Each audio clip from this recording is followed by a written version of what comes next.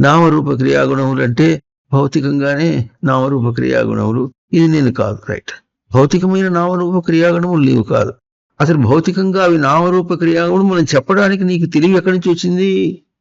నామరూప క్రియాగుణమునకు నిజార్థం మనకు తనకు లోపల ఉంటే దాన్ని ప్రయోగం చేసి నామరూప క్రియాగుణములని ఒక భాషలో చెప్పడానికి వచ్చింది.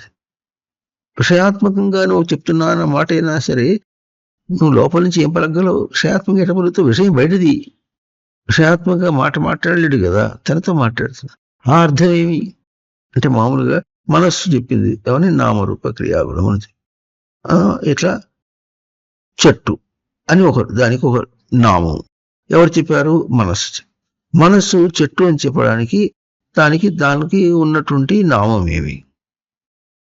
అది చెట్టుని చెప్పాలని ఇంకోటి చెప్పినా అన్నిటినీ తనే ఒక మనసే గుర్తిస్తుంది కదా. అన్నిటినీ ఒక మనసు గుర్తిస్తుంది అన్నప్పుడు అన్నిటికీ అన్ని రూపాల్లో మనస్సుకి రూపం ఉంటుంది. అన్నిటికీ అన్ని రూపాలు, మనస్సుకి రూపం అన్ని రూపాలు ఉన్నాయా?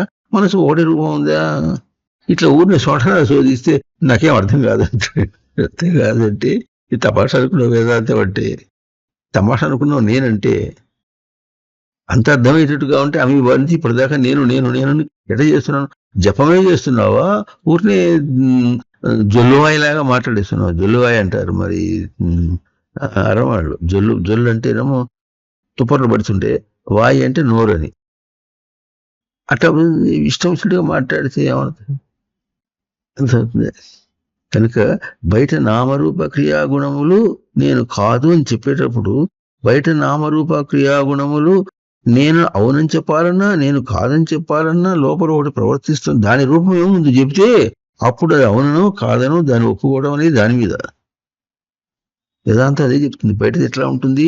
అది దృశ్య దర్శనం.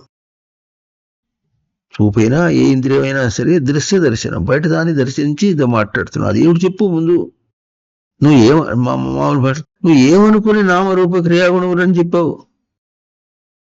అదొక భావం ఉంది కదా లోపల. ఏ భావంతో నామరూప క్రియాగుణములని పదములు బయట చెప్పి బయట చూపిస్తున్నావు చేస్తే ఆ భావం తెలిస్తే ఆ భావమును తెలిస్తే అన్నప్పటికీ భావం ఒకటి, భావమును తెలిసే స్వరూపం మళ్ళీ ఒకటి. అది దర్శనం. అదేమో దృశ్య దర్శనము, ఇదేమో దర్శనం. ఇది నియామకం.